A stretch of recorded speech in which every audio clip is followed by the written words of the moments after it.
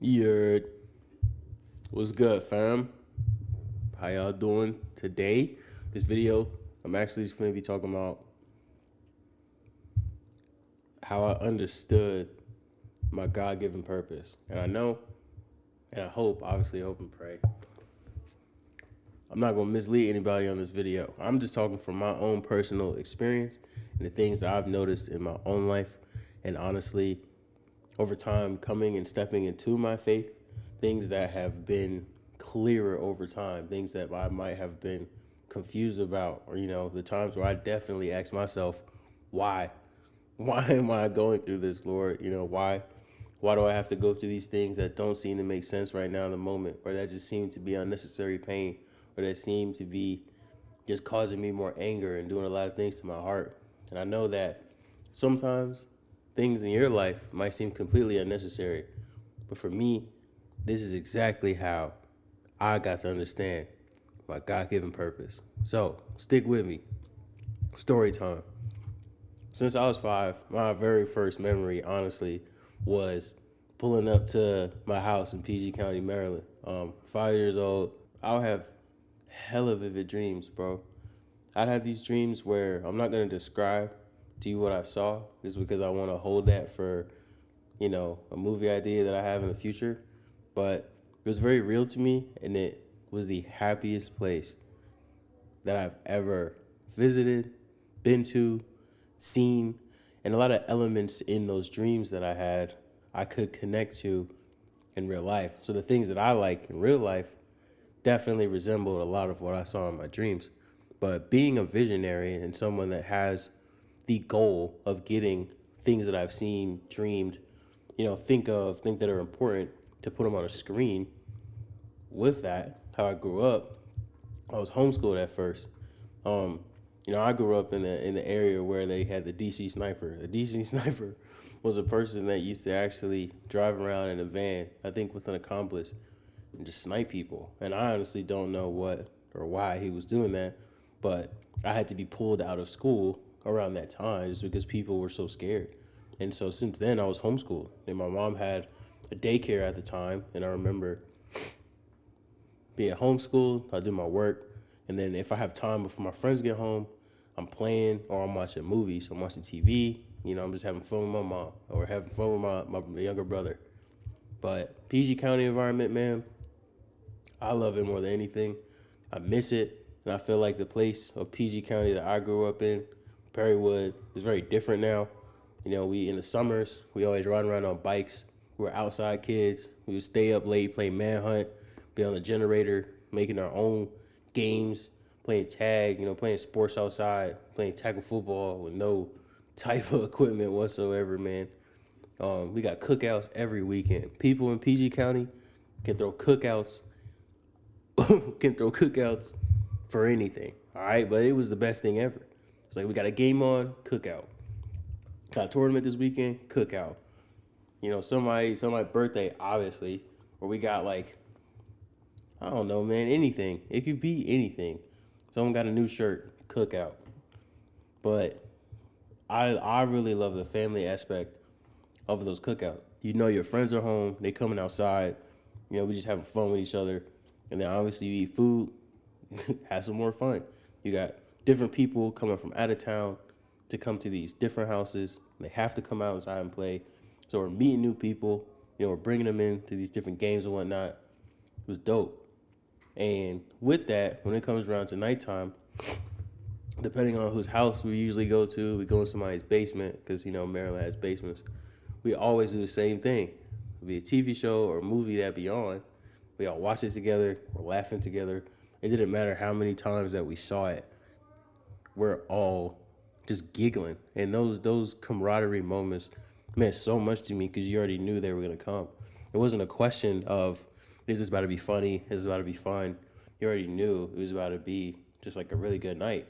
Now, for me, personally, the things that I watched and loved the most as a kid that were before like 2008, Barnyard. Barnyard was our movie. We watched that almost every other day, or like, obviously every weekend when we didn't have school and whatnot. Barnyard was definitely like a classic in a lot of our minds. But with that, behind it, obviously the story of Barnyard, we have Otis that eventually has to learn to become his own man, his own cow, or whatever it will be. But he just had to grow up. He had to learn how to grow up and still be himself at the same exact time, which is very hard for a lot of people to do. Because a lot of people think growing up just means you got responsibilities and you have to lose yourself. And after having these responsibilities, you become a robot. So with that, that stuck out to me because obviously, as people know, if they've seen the movie, all these animals are acting how they are supposed to. They have different personalities. They're going to act how they want to act and be how they want to be. And in life, when responsibilities come, you shouldn't let the younger version of you die. I got that as a kid. Spider-Man. Spider-Man is a different one now, though. I don't think I was old enough to really understand what was going on relationship-wise with Mary J. And I'm sorry, getting older, she pissed me off a little bit. Just because I'm pretty sure you understand why I'm saying that if you really know the comics, you really know how she is in the movies, especially with the OG Spider-Man, you understand from the environment that she comes from and how she grows up. Unfortunately, she doesn't feel heard. So Broadway is a dream for her. Everyone's gonna watch her, gonna see her, gonna understand her, gonna hear her, and see her talent on the biggest stage of, questionably of them all in arts. And it just wasn't enough for her, even though he's Spider-Man, even though he is saving other people in New York City, one of the biggest, if not the biggest city in the U.S. Spider-Man. You could be Spider-Man. And if you don't learn from your trauma, you can't be helped. Hey, and I know that's not like the theme of Spider-Man, but just in general, that's just a nugget that I took. And as a kid, I didn't understand that. But I knew for a fact she was always like upset at him. And I questioned like, why? He just saved somebody. I can't swing from buildings. She can't swing from buildings. But she's making a big deal that you didn't come to her show. And it seemed like he was always late, obviously. That's something that you just don't want to do and be in a relationship. But he was trying to hide who he really was. Trying to hide who he really was. And the question for me was Mary Jane doing the same thing? Was Mary Jane doing the same thing? Or she didn't know? Was she unaware? But clearly, if you go back and watch in the very beginning, when they go back from the establishing shots of showing the houses, when they walk out in the back, she's being yelled at. She hated the environment that she was in. And I don't know if she ever really addressed the root of the trauma that she went through to want the dream that she eventually got. And even then, having a boyfriend, having people that also were interested in her, it wasn't enough. We're going to continue. TMNT, Teenage Mutant Ninja Turtles. Now with these guys, why I like them, I like Raphael. Raphael is my favorite because it's something with these characters that got strength. I don't know.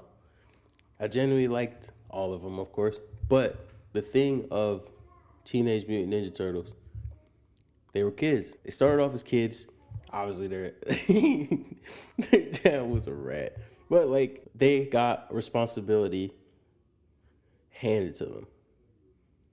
They got responsibility handed to them. Even in the face of adversity and knowing that they'd be shunned by the people they have to save, they still did it every single day. Knowing that they all have different personalities, that means they all have different strengths. And as long as they stick together, they are very hard to separate. We'll remember that for later. Samurai Jack. Something that I think is honestly slept on. Super slept on. Because I just watched it again for the other day, and I haven't watched it for a while. I had the DVD back then when I was a kid. It literally starts off with this dark energy taking over a town. A coup. There's a sword involved. There's this magic sword involved. Okay? A coup sends Samurai Jack into the future where everything is ruled by him. Everything is ruled by a coup. And it's up to Samurai Jack with his sword to navigate through this world of everything that's ruled by a coup. And we get to see how everything was run. Sound familiar at all? Okay, well, we'll get to that later. Transformers. Oh my goodness. Why one of the OG franchises that I will defend. Because Michael Bay is one, but two, the CGI of 2007 is unmatched. It's better still than some Marvel CGIs, Disney CGIs today. And to do something like that and to start off just CGI with a bang in that era inspired so many different people. Not just CGI alone, but the story itself. Obviously, watching cartoons, knowing the comics, but knowing again it's characters that are aliens. The question of is there life outside of Earth? Them coming down and still doing good by people, again, who shun them or look at them as aliens. They always had the U.S. government attacking the Autobots, the aliens that could kill them, that are willing to lay down their life for them. And simply another question with that, what type of personality or what type of heart would an alien have if you do right by them? Legend of the Guardians. Boy,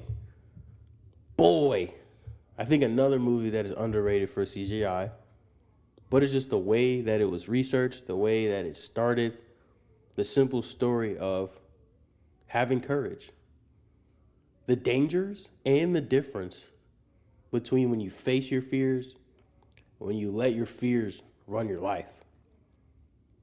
And they show it from the very beginning of when that seed is planted, what it could do to the same exact person from a similar family, similar background, similar beliefs, all of it. It goes to show just how far faith can take you in believing in something, standing on something. Man. And so to obviously now look back at all these different movies that I liked or always watched, the theme kind of sticks out to me of the movies that I will obviously hope to make one day. And that's kind of like the challenge that I have now. I still have to keep faith in my life and figure out exactly what I want to do, how I'm going to do it. But just in general, I have to just keep faith now and knowing that I may not have the resources to make the things that I can see. So I have to try to start smaller and just figure my way out for right now. Still be impactful and still do it in honor of the Lord. Do it all for the glory of God. So, as a kid, what I will always do, subconsciously, now that I'm remembering it, when the newspaper would hit the front step, boy, I already knew the page that I wanted to turn it to so I could look at the cartoons. I love the cartoons. I don't know why I was addicted to them, but I think I liked that it was just pictures and words. I couldn't read all the newspaper at the time, so I just liked the pictures. I liked that you could understand everything that was happening frame by frame. And I was always thinking of the differences of the characters that were always being drawn or written up every single week. The newspaper would hit. It would be a different artist, different kind of style, different story. And I just genuinely enjoyed the process of learning however they think and what they want to show the rest of the people that are reading this newspaper. I would beg my mom to go to the movies. And then I couldn't wait for the time she would say yes. And then we would go to the Regal over by Bowie Town Center. I don't know if it's still there, but that was my spot. That was the only movie theater I wanted to go to besides Magic Johnson. Same still in the Bowie Town Center. And that's when I started to ask, if movies were coming in every single week, right? How are they getting made? How are they getting made? Who's making them? Where are they getting their ideas from? Because at the time, I couldn't research anything. iPhones didn't exist yet. I didn't have a computer.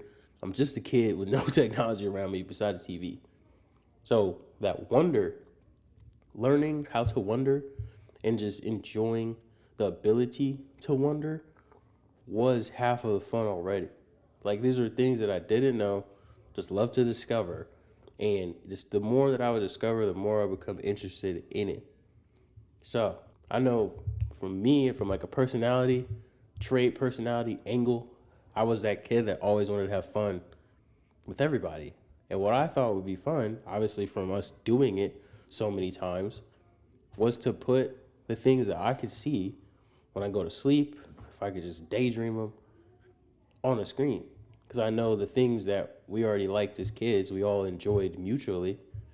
We would watch it together. We would come outside and play together and talk about the shows that we would see. I mean, times were different where we had to wait for the shows to come on, you know? So we're all watching it at the same time. Or we go over to someone's house, we're watching WWE at the same time. That's just how it was. We already knew what everybody else liked. So the things that I would see from my dreams were from the things that I already saw in real life, or they were things that I just knew that my friends would find cool that they haven't seen before. And I think it was frustrating because I was like, I don't know how I can just give it to them. I don't know how to do that. So I was like, one day I'm gonna do it because I love them so much. I like having fun with them. You know, like that was my childhood. I was like, I made a promise to myself that I would. I just knew how much joy it was gonna bring them. So the things that I did in my childhood, though, aside from playing sports, my mom would always bring us to art exhibits with museums and shoot animals. I am a huge animal lover. I will pet and hug anything, like farms, plays, shows. So I was already heavily introduced to stories, storylines, acting, scripts, lyrics. I was already like heavily introduced to all that stuff, and those were the things that people had already done and did inside of cars to soccer games, inside of, I mean, yeah, just pretty much just cars. You didn't have like team buses yet or anything, but you know that's when the TVs behind the head seats, you know, the headrest, or just a little flip TV down in the middles where your kids could be quiet and just watch something. That was the area that I grew up in, but I also grew up in a church environment. I went to First Baptist Church of Glenarden, you know, all my years in Maryland. Um, I went to a couple different churches at some points, but First Baptist Church of Glenarden was my favorite. Boy, for the time being, though, obviously when I wasn't in the faith, I was just kind of going with my mom. Um, the culture there is very rich in culture, and African Americans obviously is very heavily black people populated, but we knew the message back and forth. Like we learned the stories already. We liked how the pastor at the time, Pastor John Jenkins, would always bring it around to something that was happening relevant into a lot of our lives. And so the thing that started to interest me about church and just scripture and the Bible altogether was the expressions and just the reactions around me. I would always see, you know, people crying or just people waving their hands. You know, this the thing that most people know about like black church. They get loud, okay? They got a lot of loud aunties, loud uncles, people screaming. They are not afraid to let you know what they're feeling during the service, all right? But I was looking around and I was like, I don't know. I don't like feel anything. So like what would I be reacting to? Am I just gonna participate with everyone else? I don't really know what we're reacting for. Here's where things start to pick up. It's when we have to start traveling far for soccer. Soccer practice, boy. I mean, obviously I'm a kid. I'm not the one driving. It's usually my dad or my boy's dad that was driving. When it was my dad, oh my gosh. Like, I think eventually I started to really understand just from the long days that he might have had from going to work. He didn't understand that you can't just place your angers or whatever frustrations of the world that you have and then toss it onto your kid because you just think that they're young and they're going to forget it anyway. Boy, I still have so many memories that I'll just remember or like vividly feel like I'm reliving again. I'll just bring up so much like anger because I know for me, That's not something I'm gonna ever do to a kid. But just knowing in general too of the life that he has lived, he probably doesn't understand how morally wrong that is. So that's even worse socially because that just makes more sense to me of it's a generational curse that has to stop with me. And that's how I basically learned my dad. That was the only time I really had to learn my dad was through soccer events, through those car rides, through the times we're at dinner with other people, the times we skipped church, the times I'm watching him sleep in church, things that he would obviously say and think that wouldn't get to other people. I would watch his reactions. I would watch what he says to them, watch how he talks to other people. And so what I was good at is like tracing back to why his behavior was like that. And so growing up in an environment like that, of course, as a kid, you don't realize how much it's taking a toll on your mental, on how you see the world, on how you'll become a father one day, how you see women, how you see people around you, how you treat people, how your heart gets hardened, how you start to see affection. Like there's so many different things that definitely comes from the influence of a father. And I knew for me, what started to develop, unfortunately, I learned to disassociate. I learned to love music so much because that was the thing that would block out my dad in the car. And that's when Apple came around. I had found an iPod on the ground at Sasser Field in Upper Marlboro, Maryland. That was the best day. One of the best days because I kept it. And I remember I would use it to my advantage. And that's how I learned the different ways to produce music is because when the 808 would hit, I won't hear him anymore. When it's just like the intro and the strings or just the melody, I could hear him. Like, nah, you gotta turn up that bass. So I would purposely find more songs with 808s in it. And eventually, because of that, I was like, I'm listening to the same songs. Most of these words are from things that I don't do, I don't live, or I don't understand. But if I can make my own beat or make beats long enough for this drive, I don't have to hear them, that I can enjoy, and now I feel pumped up for these games. You know what I'm saying? I get my own mind right, so I actually play my own game, at least. But that's how I eventually started to get into music. Because I knew if I play Lil Wayne, Chief Keef, I'm trying to think of like other artists that I was always listening to. But it just made more sense to me of it is now my choice to choose my mood and my attitude. If this individual that keeps putting however he feels onto me is not going to change, I still have a game to play, regardless of how he feels. He's not the one going to be in the cleats. I had an interesting soccer career. At the time, certain different teams that I played for, I was ranked on like top drawer soccer, I think it was called, top soccer drawer or something like that. I was like top 25 in Region 1. And Region 1 is like the top Northeast regions in the U.S. And so I'm looking at the rankings. I'm just staring at them. And at the time, the teams that you're about to play, you can look up. You can look up their teams. You can look up how many games they played, who they lost to, who's on the team. You could look all that stuff up. That's how I got into stats. That's how I genuinely got into stats is because I'm looking up teams. I'm looking up players. I'm looking up, I'm looking up how many goals they scored. I'm just looking people up because I wanted to be prepared for the game. So now if I'm prepared for the game with my music on, my dad's just mad at the world and he wants me to hear it, how am I about to focus? How am I about to actually beat this kid that I already know he's left-footed? How am I about to stay focused and do my part of my game? I digress. But what I noticed in that time period was with the repeated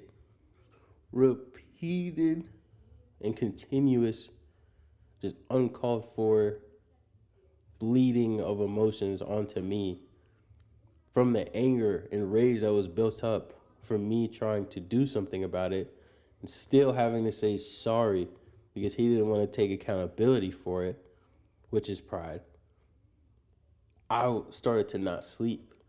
The anger would keep me up at night, and it ruined me sleeping and dreaming. So the things that I would dream and see, I couldn't see him anymore. I couldn't see him as vivid anymore. I couldn't see him as clear, and things started to turn into nightmares. And it was just so tough to get like a good night's sleep. And so I was extremely devastated because now I would think, like, especially as a kid, when you wake up, sometimes you can forget everything that happened the day before. Doesn't matter anymore. But now I'm waking up, I'm not dreaming. I still remember everything that happened. I'm still upset. I don't want to say good morning to you because I'm still upset you didn't apologize for something that you did to me as a kid. I'm less than 10 sometimes. But being in a dynamic like that in a household that also goes to church, it throws a kid off. And how does it throw the kid off? You grow up in fear. Why do I bring up that specific emotion? Well, one, church starts to look like a play. It starts to seem fake because it's like, if we're going to church as a family, we're supposed to be praising this God that loves us. And if he loves us, we're supposed to love other people just as he does. But if the person that's leading the household, we can't tolerate them, what's the point of this church? And so it raised my interest only because of the other examples around me who would tell me things based off of how they saw life. Since they couldn't see the private conversations that I would have with my dad, they only had their maybe good or great experiences with their own. They're only telling me based off of their perception because obviously as kids, we didn't know what abuse was. We didn't know what abuse was. We didn't know what manipulation was. We didn't know what pride was. We don't know these things yet. We're just hearing them in church. In a place that eventually you decide if I want to be here or I want to pay attention. So after hearing the story of Job, internally, I told myself, yeah, I don't want to curse God. I don't want that to happen to me. You know, man, soccer was just an interesting time for me because being an athlete, if you are a high level athlete, if you are playing travel soccer, if you're playing travel sports, if you're playing sports that are getting you some sort of interest from colleges, there's a high chance that you probably don't have a life. You probably won't have a life. The closer that you get to high school and college, you won't have a life. Now, nothing's wrong with that if you accept and choose it. But if it gets to a point in your career where you're thinking to yourself, why am I doing this? What am I doing this for? Do I really love this sport? That internal battle is going to be hell, bro. And for me, it was absolutely disgusting because I had already had and have exercise-induced asthma. How in the frick can I not breathe when it's time to breathe your best? And that's something that I had to wrestle with personally with God. And some days I still do, occasionally. Because I remember at Kaiser Permanente, my doctor was black. And I'm there with my mom. We're doing like a checkup on my nose. Doctor tells her, yeah, look, his nasal cavity is just small. You know, we're not going to worry about that now, but it might come, it might be a problem later. And I still remember that moment. I was like, what does that mean? It's like, well, when he breathes, does your shoulders pop up?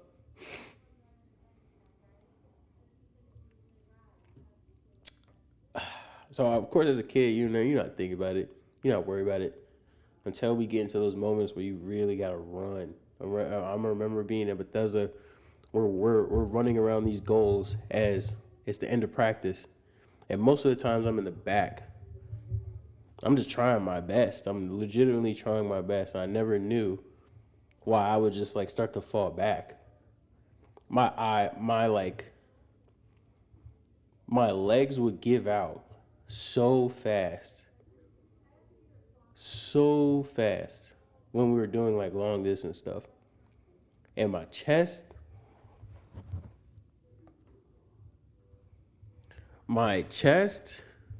take like a lighter and like stuff it in your sternum and turn it on. And imagine your lungs on fire. And you have anybody, especially a parent, that is calling you lazy. It oh, it has done so many things to me. Because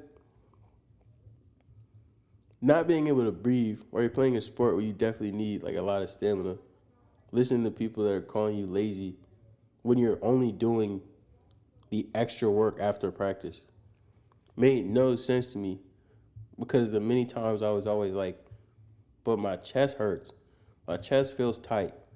It's on fire. It feels like my lungs are like, I'm trying to think of better descriptions.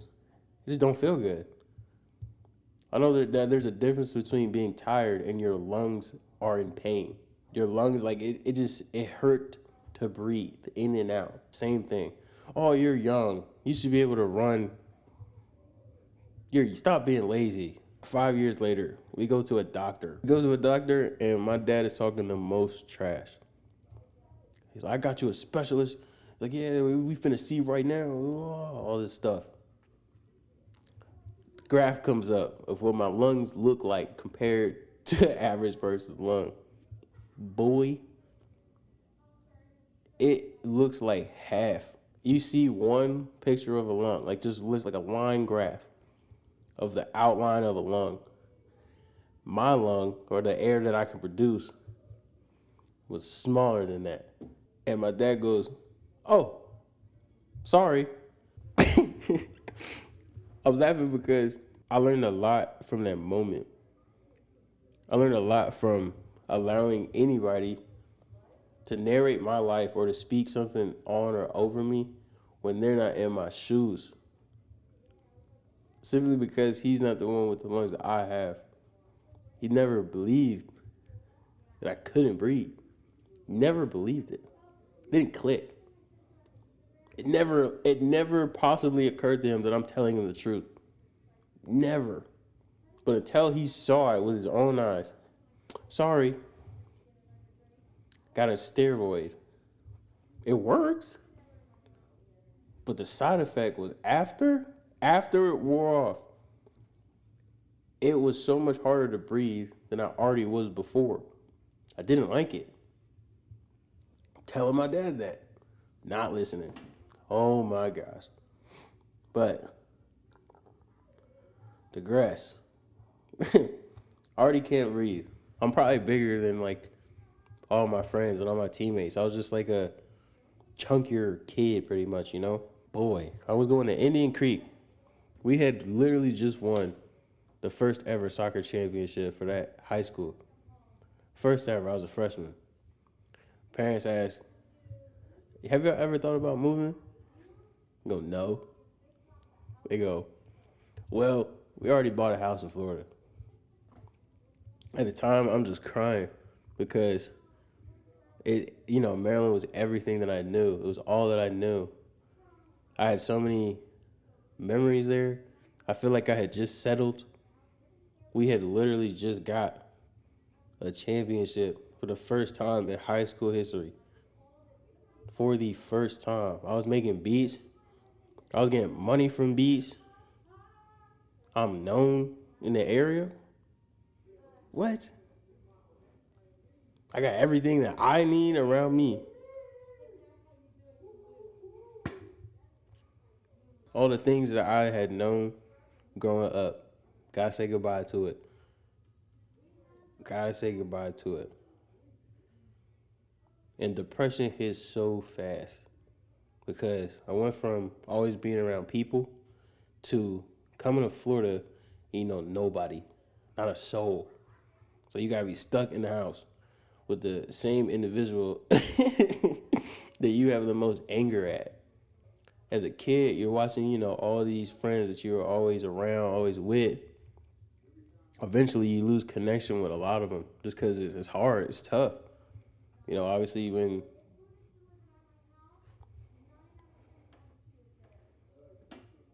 it's tough. For me, Montverde was different though. I know it's definitely one of the higher sports schools in the country and all that, but it was nothing compared to the PG County that I grew up in. It's nothing compared to that. The things I had learned though, good and bad, my voice. I didn't know how to express. I quite literally did not know how to speak. In the way that I'm talking to you right now, I didn't know how to choose the exact words to get across how I actually feel to you. I had zero clue and skill of how to do that intellectually. Zero. So when I would feel something, I would try my best. And my best was usually just the same thing of like, I would still be numb. I didn't know how to think. I hadn't been heard in a long time.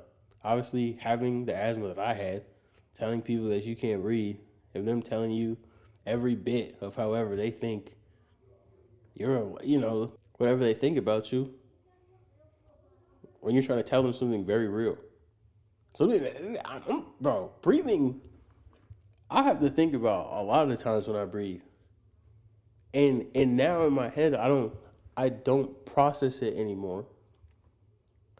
That there are sometimes I am out of breath. Never mind. I just knew I didn't know how to express. Because over time, I wasn't allowed to. It didn't matter what I said or what I was saying. I always had a spokesperson trying to tell other people of what they would have liked me to say. So eventually, I just stopped talking. There's times and actually years when I was a lot younger, I didn't talk to my dad. There's times recently I did not have the capacity or tolerance to communicate.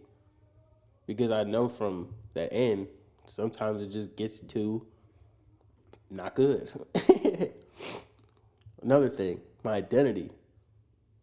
We were only doing one thing. In Maryland, I did play many sports. I did a lot of different things. Sometimes I had the opportunity to try something new.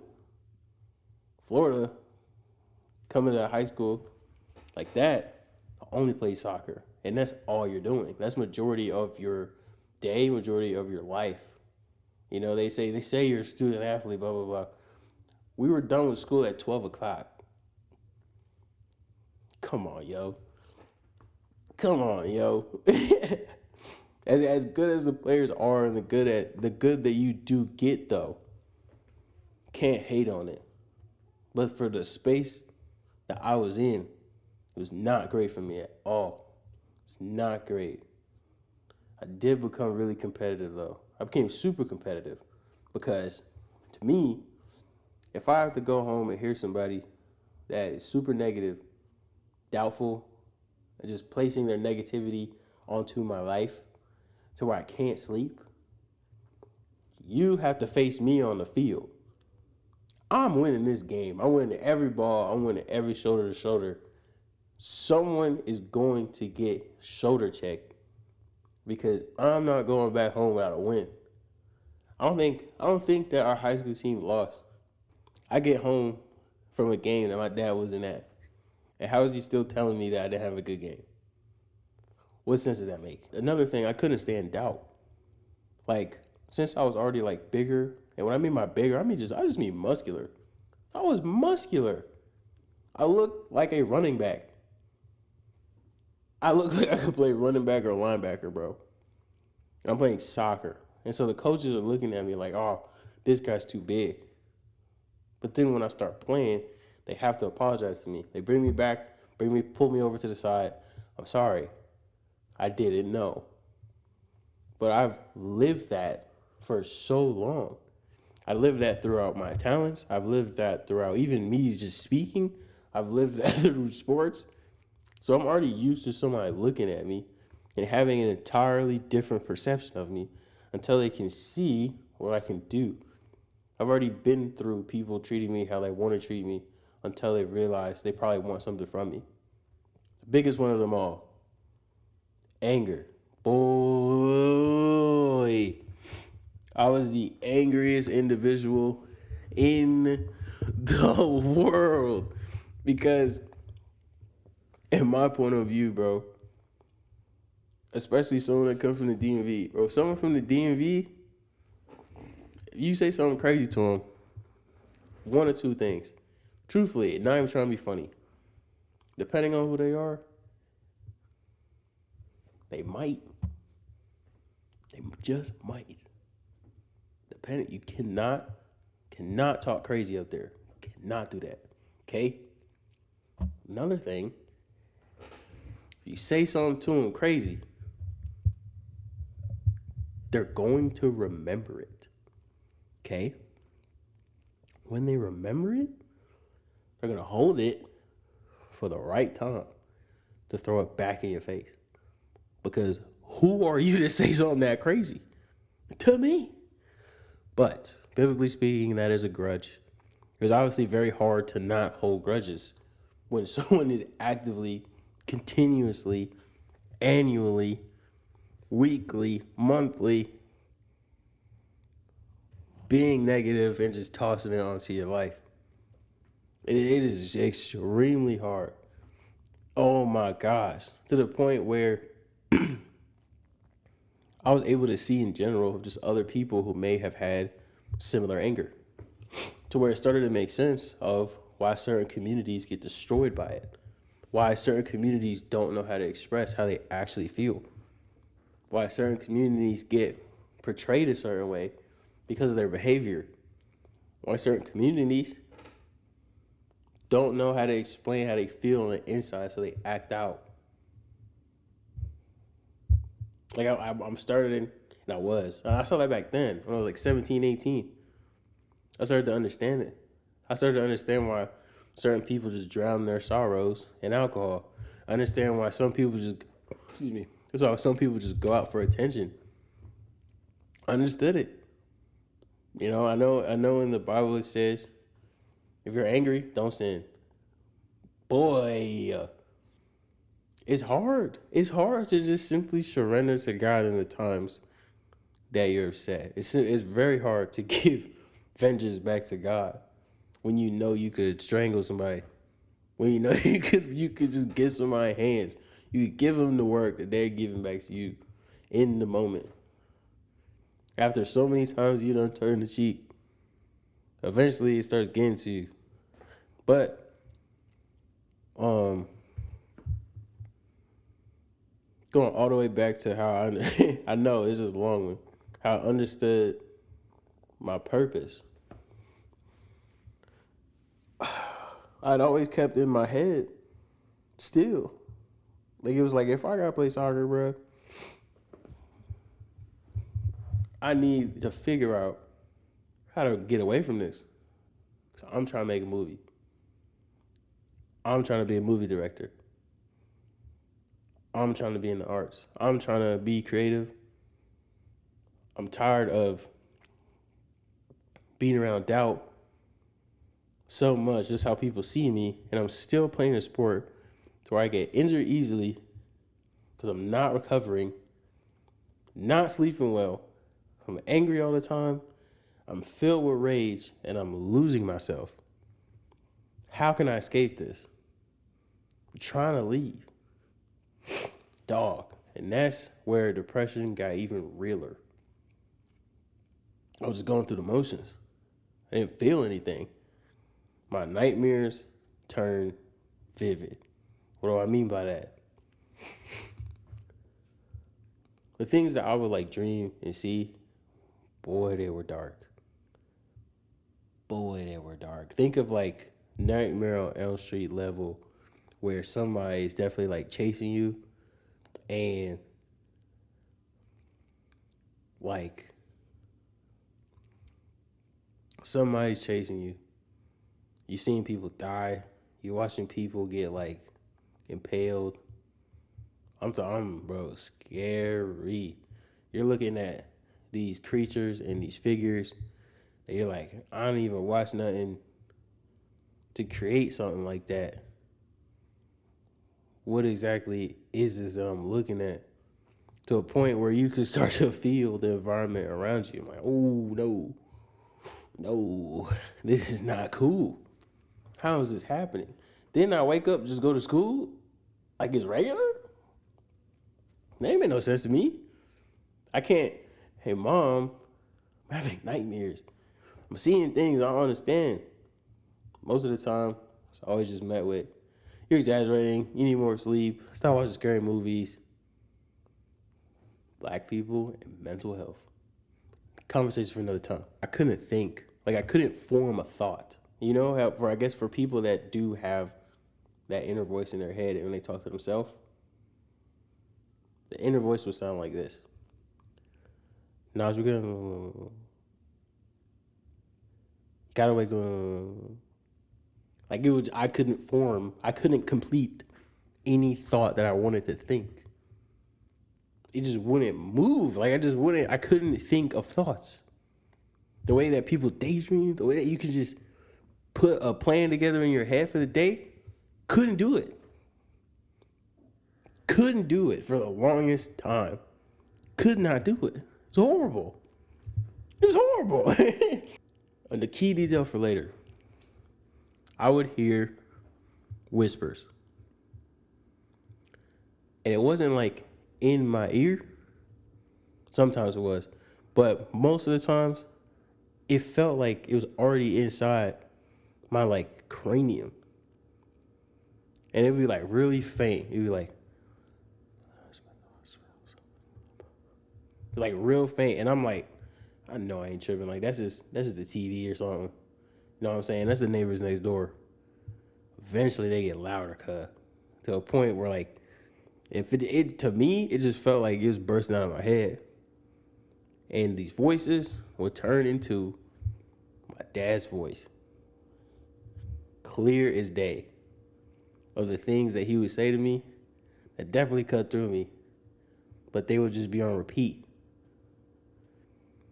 And it'd be like, it would just be a whisper. I'm spending all this money, you mistake. I made a mistake. Your work rate suck.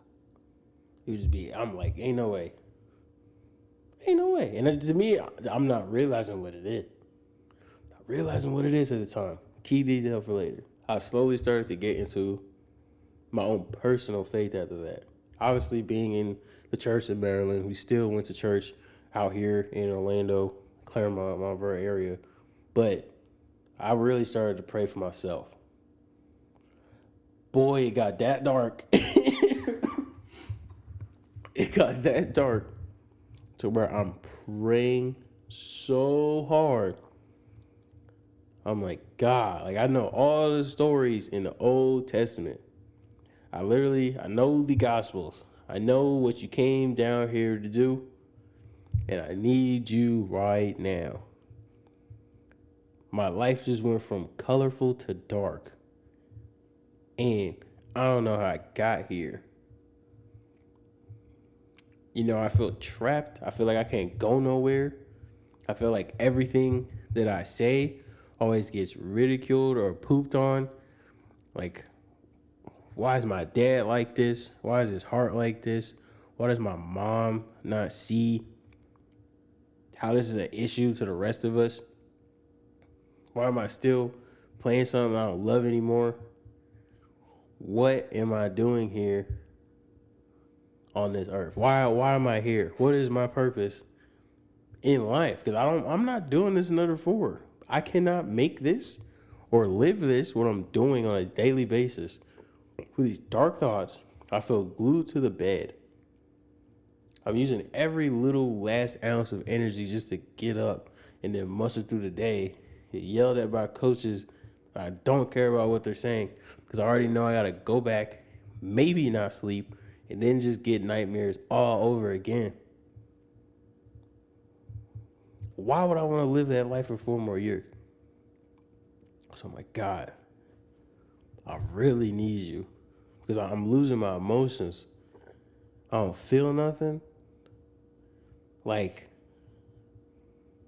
I'm looking up stuff I'm not supposed to. I have no desire for human interaction. I'm trying to find like hope. And from the things that I've heard, you are the perfect resort for people like me. I need you right now. I need you. And I pray that every day. I'm like, God, if you woke me up another day, I know that right now it is not the best. It is not the best, but but that's how my faith started. I continuously kept telling myself, just go one more day, Nas. One more. Just go one more day. Because there's some days I was like, that ain't it. There were some days where I'm like, I'm done. Don't want to wake up tomorrow. And I really meant that.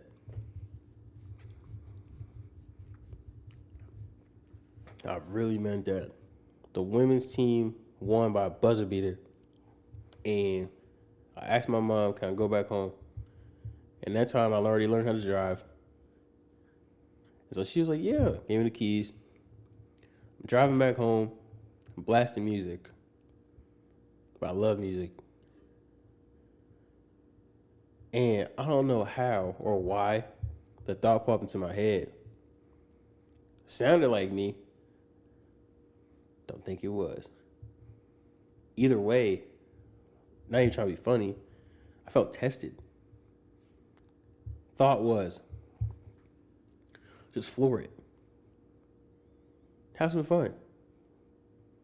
If you get hurt, who cares? And I contemplated on it. And I was like, I know that wasn't me that just told me that. But they're right. Because I felt it. I genuinely felt that. The invitation to leave behind how dark the time period was sounded really good. And I'm just being real with you. Floored it. Foot to the gas. I hit like 108 on a 45. It was cool. Till it wasn't. And I hit the brakes. And the car is gliding. The car is like drifting. I drift back and forth like 4 times. Car should have rolled. Because I'm like dang near all the way sideways to the road. Just drifting. Drifting fast and far. And I shoot out to the woods. And I'm like, I passed a couple cars doing that. I could have hit somebody. I could have hit a tree. Thank God. Came out with no scratch. Car is straight. And I'm just looking at the whole situation of like, so many things could have happened. So many things could have happened. And I'm just thinking to myself, like, I think out of reaction, knowing that I cheated death a little bit, like, just out of reaction, I was like, God, thank you, Jesus. Like, it just came out. So I'm like, okay. The fact that I was that close to, like, possibly being out of here and dang near just let myself do it. It sparked the interest of like, all right, it's not my time yet. Something just saved me. What has been leading me here to potentially do this to myself? Parents come. Dad's worried about the car. He's screaming. He's like, oh, he's just screaming. He ain't even worried that I'm okay. He's screaming about the car. My mom gives me a hug, go back home. From there, I'm like, okay, something is wrong with him. There's something in him internally right now that is just not, it's not right. And I realized that because I was like, that could have been the last day I just see my entire family. That could have been so much worse. I could have just clotheslined to a whole other car. I passed 2 cars while I was drifting. But from there on, I ended up having a senior speech. And that senior speech was a suicide note. I had realized that after you pass, obviously we see when people pass, a lot of love is shown. A lot of memories are talked about, a lot of moments are shared. People really start reminiscing on the life that you had and the impact you had on them. And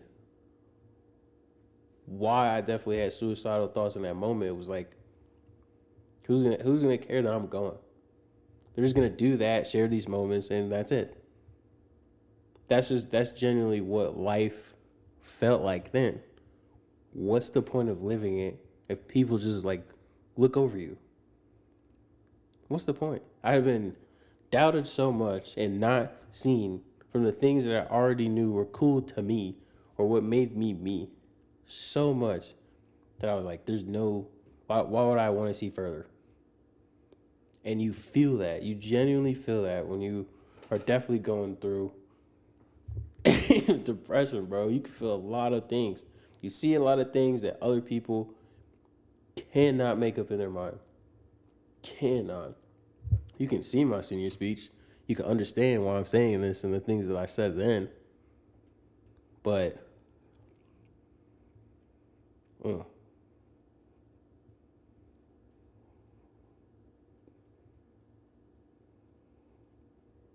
I made it so someone that was definitely on that like playing field, someone that definitely had that mindset, someone that definitely understood where I was coming from could understand me when I was speaking. And the thing was, I had prayed wholeheartedly, like, God, please make this something that lives on past me. Because if I don't make it, for some reason I have another weak moment or something like that, or I'm not strong enough to continue,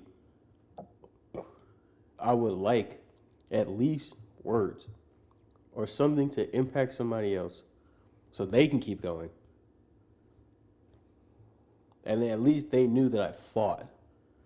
I fought as hard as I could every day for 3 years. I fought so hard. I did so, bro. And a lot of people make fun of me now for like watching things over and over and over. I did that so seamlessly back then because that was the thing that kept me going. Watching other people's examples, watching movies, watching TV shows, because there's a character or somebody in real life that is going another day, and there's something that they're fighting for. And I asked myself the question then, what was I fighting for? What exactly am I fighting for? Most people have their parents because they have a great relationship with them. Most people have friends. I fought for them. Most people have a why. Now, at the time, my why was I want to put my visions on the screen for my friends in the neighborhood. Hadn't talked to them for a while. Didn't know where they were at. So I was like, what's the point? What's the point, man? What am I really making this vision for? Why am I really trying this hard to bring a vision to life where I'm doing something right now that I already do not have any love for? It does not even love me back. So I had found my why. Legitimately, it was people like me in that time. There's people that know how to express themselves, know exactly what they want to say. And they probably say it in the most beautiful ways possible. It's just that someone, or maybe the environment around them, is not paying attention to them, is not listening, is undermining them, or cannot see them because of their own hardened hearts. Fast forward to college. First semester, Lake Sumter. My friend Josh was the first person in my life that continuously asked me every single week, "You want to read the Bible, bro?" Every single week. And I would always make up excuses. I just didn't want to do it. I think I was scared. I don't know. Maybe it was just how I was living. Or maybe it was also simply because of how I grew up. How I always thought like the church was. And just in general, the people, every time I'm going to church, people asking me questions, it would go right back to the people that were trying to speak for me. So I wouldn't want to talk. Eventually I said yes. And the question that he would ask me was, if you have a girlfriend, how much of your heart are you giving up? And so I was trying to be smart. I was like 50, 75. He goes, okay, how much does that leave God? So I was like, oh, dang. In my head, but I was being honest. I was like, I'll probably give him my whole heart then. And he was like, yeah, exactly. So that we should be giving our heart, body, soul, mind, all to God. And at the time, I didn't grasp it, bro. It didn't hit me. It didn't hit me, but it stuck with me. The seed of him telling me that and just taking the time to try to give these things in my life stuck with me, dude. And all the studies that we had, I never forget them. And I always tell this story to so many people. And sometimes I reach back out to him and just tell him thank you. Because he was the number one person who was actively seeking, just asking, "You trying to read the Bible, bro?" And I didn't know why. Like, I didn't know why he kept doing it. But he never stopped. He never gave up. So I thank him for not giving up on me, bro. Because after that, I started to read for myself. And I started to understand what sin was. Started to understand the, not just the effect of it, but what it really means. What separation from God is, separation from the relationship that you're trying to actively build.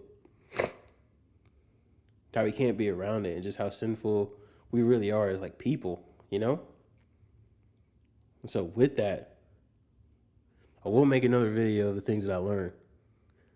But all in all, how I understood my God-given purpose was I was meant to heal. I was meant to help heal other people.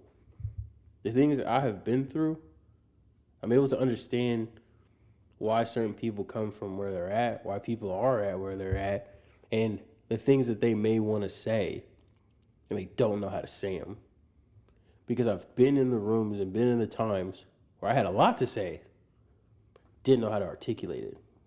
So now, obviously, I've been through not just classes, but just enough experience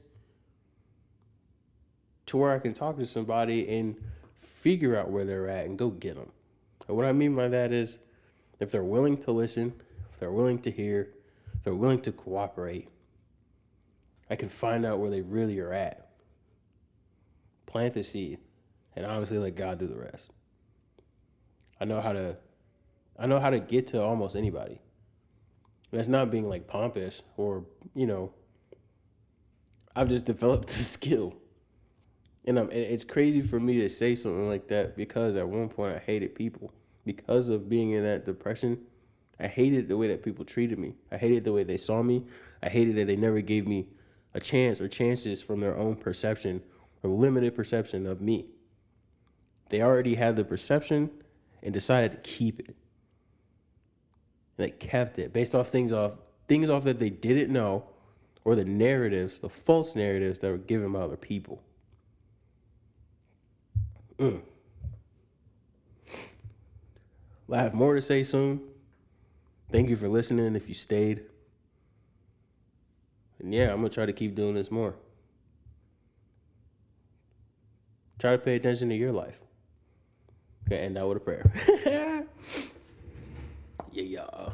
Father God, I just pray in the name of Jesus that, people that have definitely watched this in general, people that may be finding their purpose, people that definitely may be, in the dark spot right now where they can't see the light, they can't see the hope, they can't rely on family, they can't, they don't feel the love, they don't feel the hominess anymore of their life.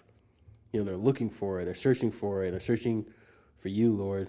And I know the things that they may try to use right now to temporarily fill and fix it. I pray in general that it doesn't push them backwards, but it just pushes them even closer to you, so they can continue to see you more and add you into their life, Lord. Let's pray too, obviously, for this video to reach people, but for it to impact and hit them in the ways that they need, so they can continue to spread your light to other people as well. And just pray in general for the people that are obviously listening, have that intention after that, and they continue to know too it's okay to go another day, and that it's okay to live, and that we want them here, we need them here, and you need us here, to serve. In Jesus' name I pray. Amen. Have a good one, y'all.